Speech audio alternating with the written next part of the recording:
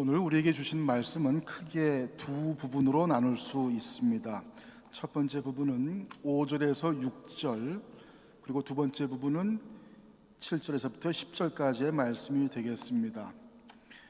많은 학자들이 이 두 부분에 나오는 예수님의 말씀이 원래는 한 자리에서 하신 말씀이 아니라 서로 다른 기회, 서로 다른 배경 속에서 하신 말씀인데, 복음서 기자 누가가 이 말씀을 복음서를 쓰면서 편의상 한 자리에 모아 놓은 것이라고 말을 합니다.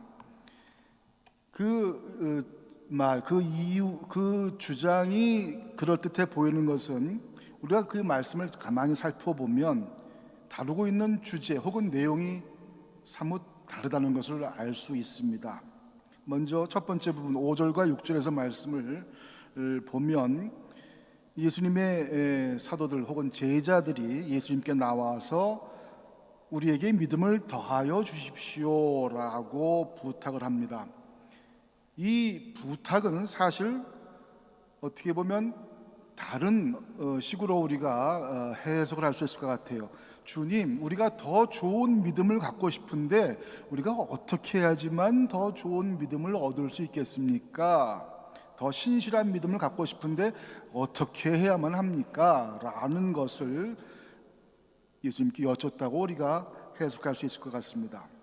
이 질문에 대해서, 이 부탁에 대해서 예수님께서는 우리가 잘 아는 것처럼 너희에게 겨자씨 한 알만한 믿음이라도 있다면 이 뽕나무도 뽑혀서 바다에 심겨져라 하면 그대로 될 것이다, 이렇게 말씀하시는 것이죠.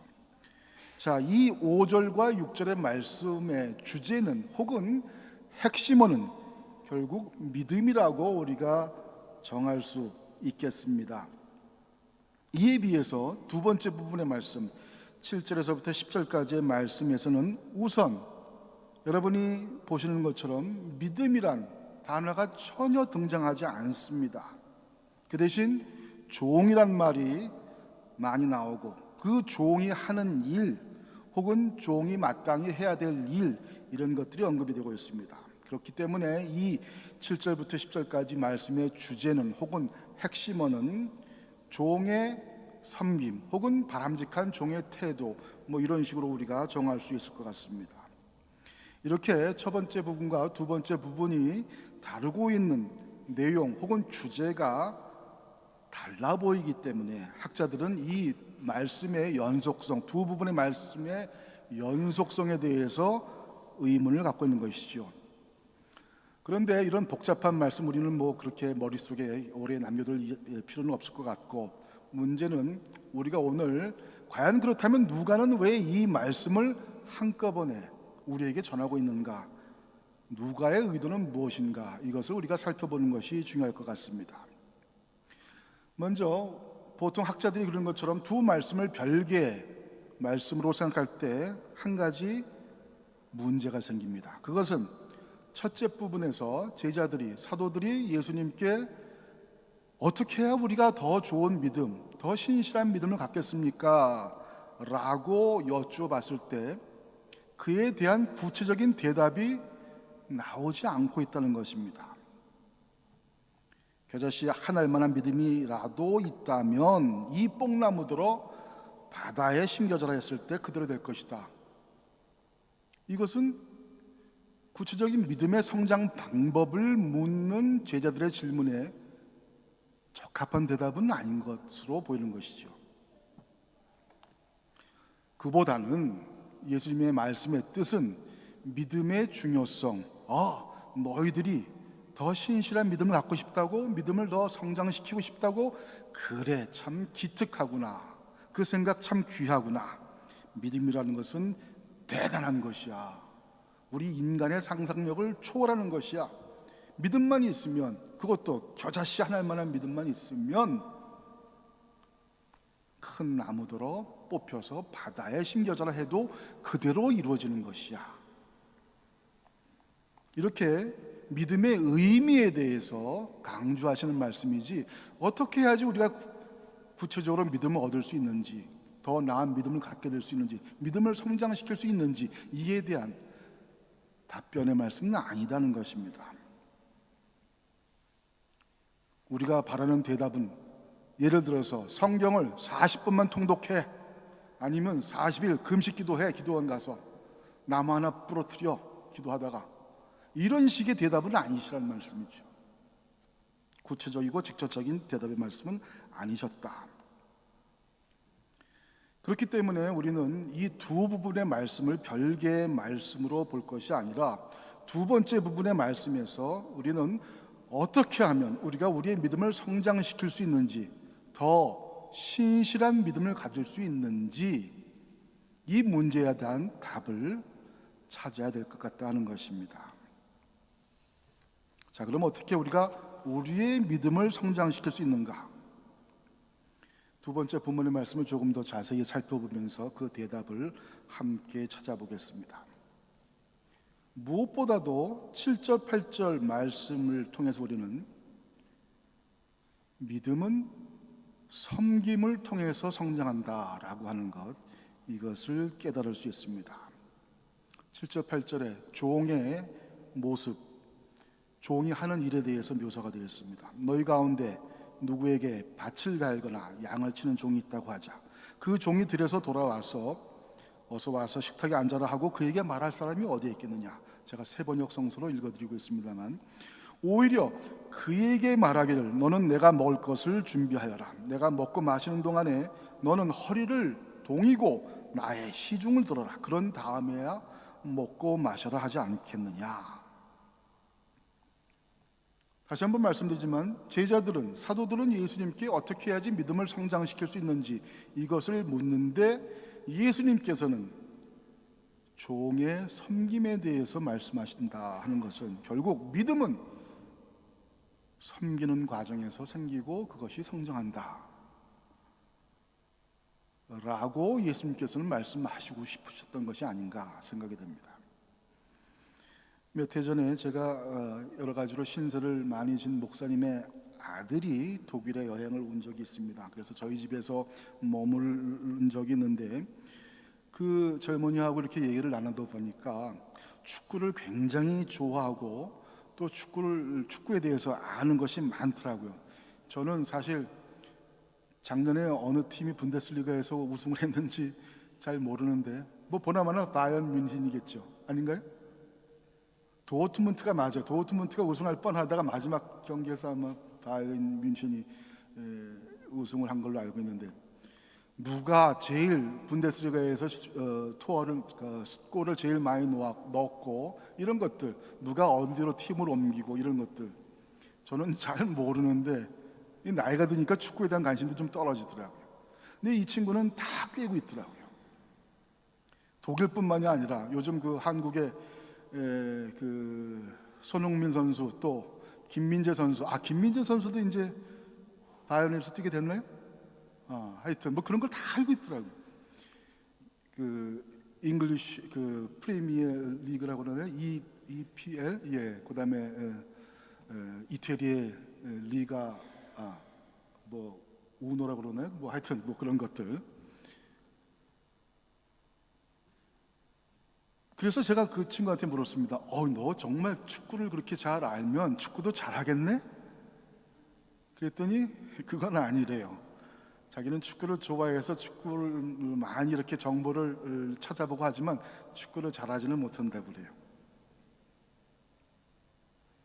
축구는 그래도 됩니다. 그래도 좋습니다. 내가 축구를 잘 해야지만 축구를 좋아할 수 있는 자격이 생기는 것은 아니죠. 그러나 신앙은 그렇지가 않다는 것입니다. 우리가 예수님을 믿고 예수님을 따르는 사람들, 예수님의 제자들이 되고 싶다 할 때는 예수님을 닮아가야 된다는 얘기죠. 예수님에 대해서 많이 아는 것, 성경을 40번 통독하고 뭐 몇 구절을 그냥 술술술술 한 자리에서 외우고 이런 것들, 물론 그럴 수 있으면 좋지만 그것이 믿음의 크기를 드러내주는 지표가 될 수는 없다는 것입니다. 그보다는 우리가 예수님을 닮아서 얼만큼 하나님을 섬기고 우리의 이웃을 섬기는가, 여기에 믿음의 지표가 드러나는 것이다. 마가복음 10장 35절에 보면 예수님께서 이제 예루살렘에 십자가에 달리시기 위해서 올라가실 때 예수님의 제자 가운데 야고보와 요한이, 세베대의 아들들이 와서 예수님께 청탁을 드리는 이야기가 나옵니다. 그리고 이것 때문에 나중에 제자들 사이에 분란이 일어나는 그런 이야기, 여러분들 다 기억하실 줄 믿습니다. 37절에 보면 야고보와 요한이 여짜오되 주의 영광 중에 우리를 하나는 주의 우편에 그리고 하나는 주의 좌편에 앉게 해주십시오. 제자들은 예수님께서 십자가의 고난을 지기 위해서 예루살렘에 가신다는 사실을 이해하지 못했습니다. 예루살렘에 가시게 되면 왕이 되시든지 아니면 왕의 버금가는 높은 지위에 오르실 것이다 라는 생각 때문에 이제 야고보와 요한은 예수님께서 그렇게 높은 자리에 올라가시게 되면 저희에게도 한 자리씩 나누어 주십시오 라고 청탁을 하는 것이지요. 이에 대해서 예수님께서 무엇이라 말씀하십니까? 중간에 대화는 생략하고 39절에 보면 45절에 10장 45절에 보면 예수님께서 그런 말씀하시죠. 인자에 온 것은 섬김을 받으러 온 것이 아니라 오히려 섬기려 하고 자기의 목숨을 많은 사람의 대속물로 주려 함이니라.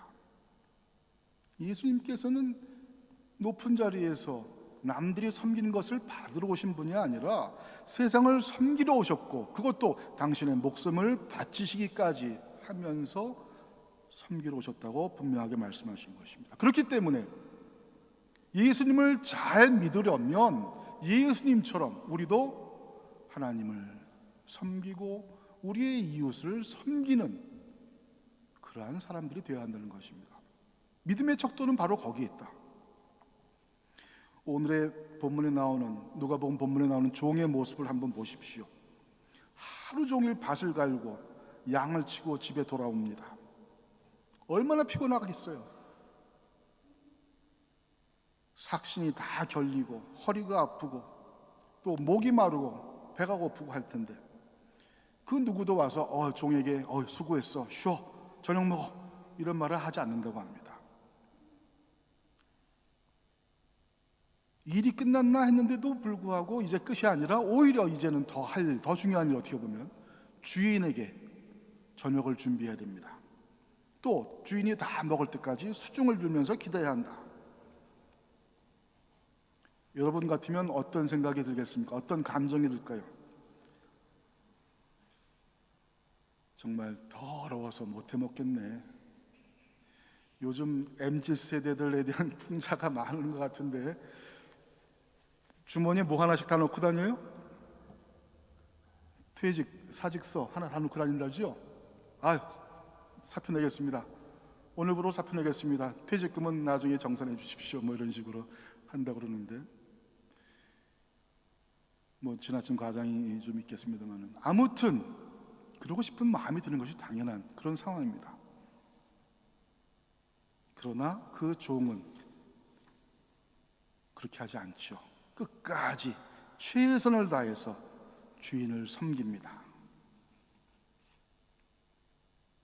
그리고 그것을 내세우지 않습니다. 무익한 종으로서 제가 해야 될 일을 했을 뿐입니다. 바로 예수님의 모습이 이 모습 아닙니까? 우리가 정말 예수님을 따르는 예수님의 제자들이라면 저렇게 섬기러 오신 예수님, 당신의 목숨까지 내주어시면서 세상을 섬기신, 하나님을 섬기시고 세상을 섬기신 이 예수님의 섬김을 배워야 한다는 것입니다.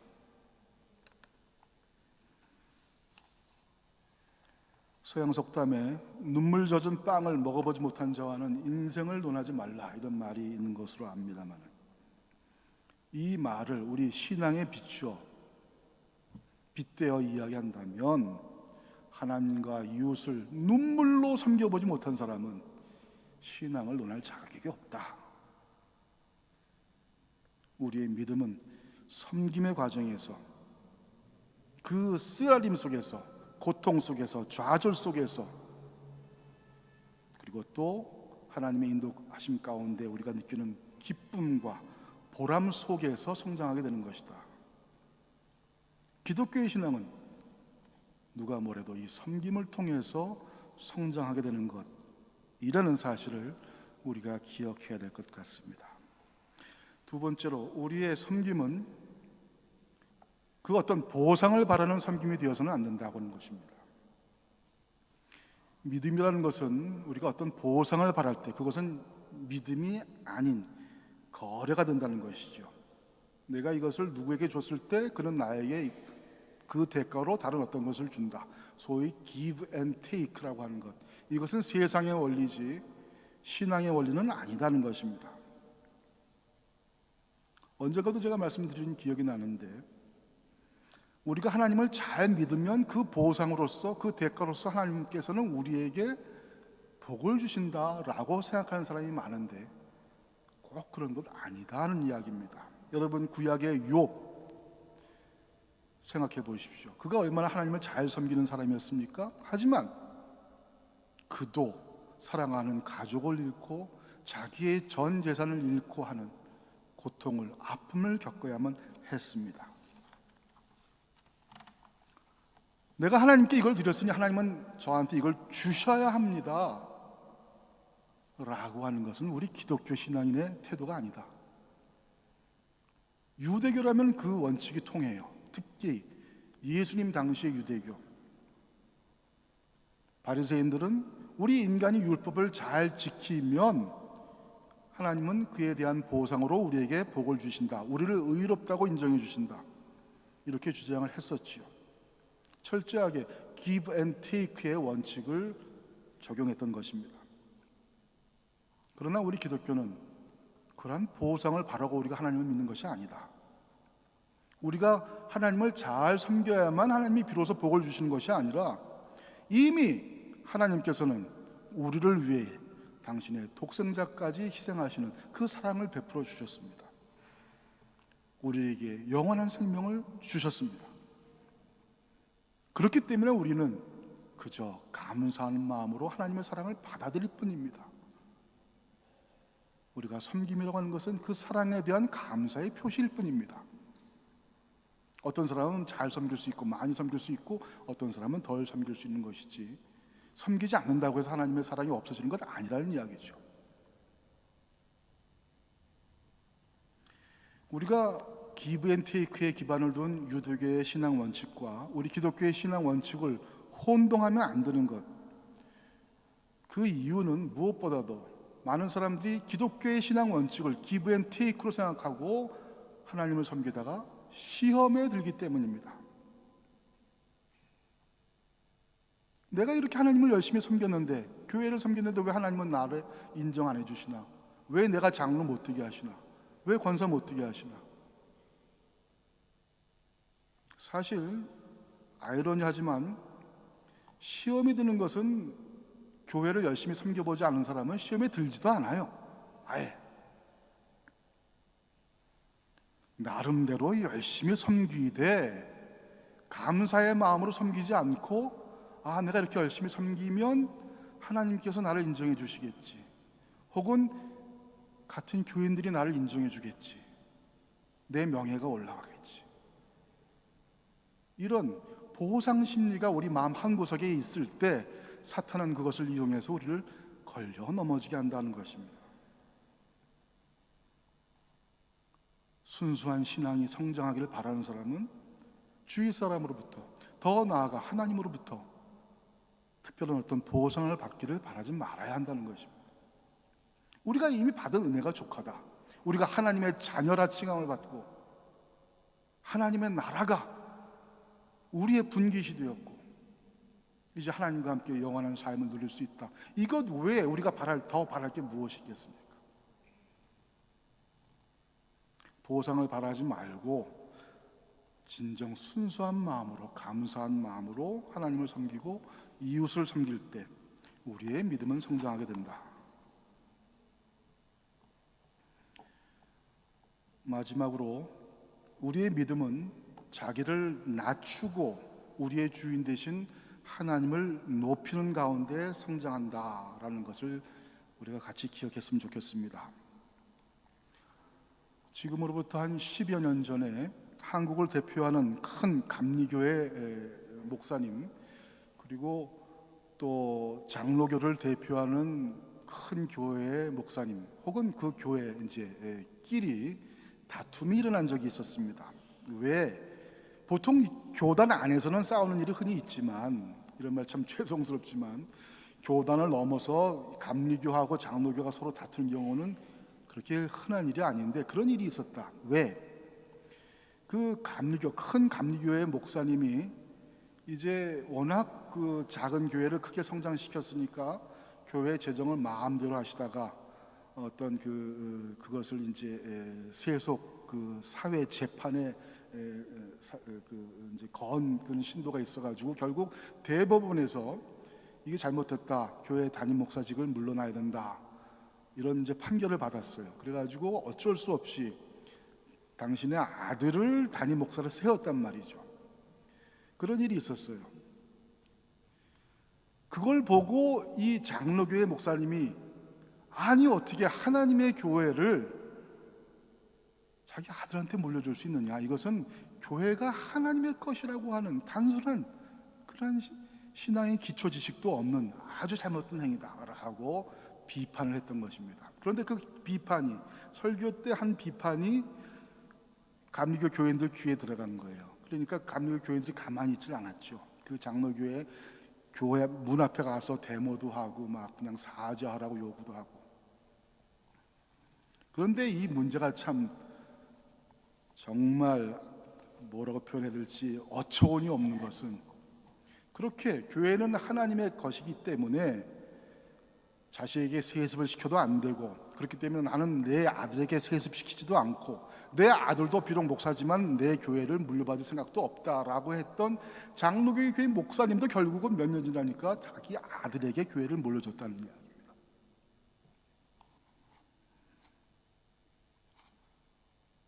왜 이런 일이 생기느냐?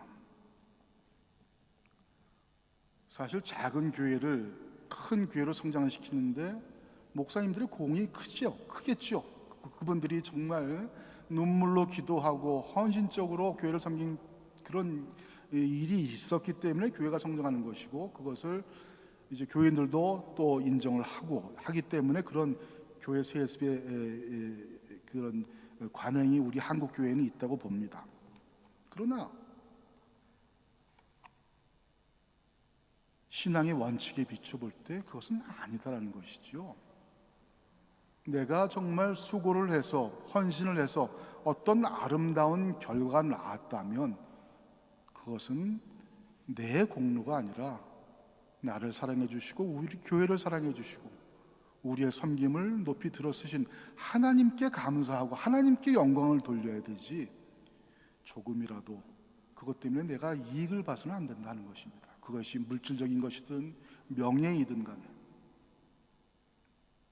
오늘의 본문 말씀처럼 내가 최선의 노력을 다해서 수고를 했지만 나는 무익한 종이라고, 나는 내가 해야 될 일을 했을 뿐이라고 고백하는 것이 진정한 기독교인의 자세이다.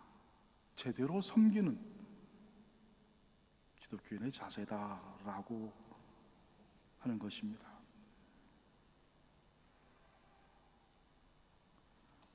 요한복음 6장 12절 이하에 보면 이런 말씀이 나옵니다. 요한복음 6장 12절 이하에 예수님께서 소위 오병이어의 기적을 행하시고 난 다음에 사람들이 와, 예수님이 저런 놀라운 능력을 가지신 분이니까 저분을 왕으로 세우면 앞으로 우리가 먹고 사는 일은 걱정 없겠다, 이렇게 생각을 하고 예수님을 왕으로 모시고자 했습니다. 예수님께서는 사람들이 와서 억지로 자기를 모셔다가 왕으로 삼으려고 한다는 것을 아시고 혼자 다시 산으로 물러가셨다. 담임 목사가 아니라 장로가 아니라 왕으로 세우려고 해도 이건 내가 받을 영광이 아니야. 나는 하나님께서 나에게 맡기신 일을 한 것뿐이야. 하나님의 은혜로 이 모든 것이 가능했어. 하나님께만 영광 돌리기 위해서 예수님께서는 혼자 산으로 가신 것이다 하는 이야기죠.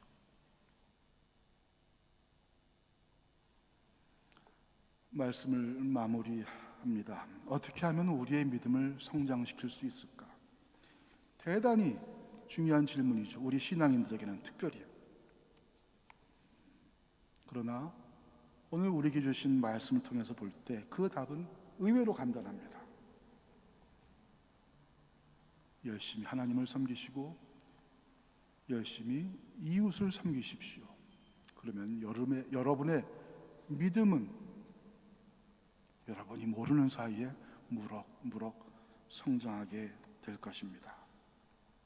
섬김을 받으러 이 땅에 오신 것이 아니라 섬기러 오신 예수님을 본받아서 하나님과 이웃을 종처럼 섬길 때 이름 없이 빚도 없이 모든 영광은 우리의 주인 되신 하나님을 위하여 겸손히 섬길 때 여러분의 믿음은 성장하게 될 것입니다. 산을 옮길 만한 믿음, 혹은 말 한마디로 커다란 나무가 뿌리채 뽑혀서 바다에 빠지는 그러한 믿음을 갖고 싶으십니까? 스스로 하나님의 종으로서 순종과 겸손의 모범을 보이신 예수님을 본받으시기 바랍니다. 다른 종교는 몰라도 우리 기독교의 믿음은 섬김을 통해서 성장합니다. 잠시 오늘의 말씀 묵상하는 시간 갖겠습니다.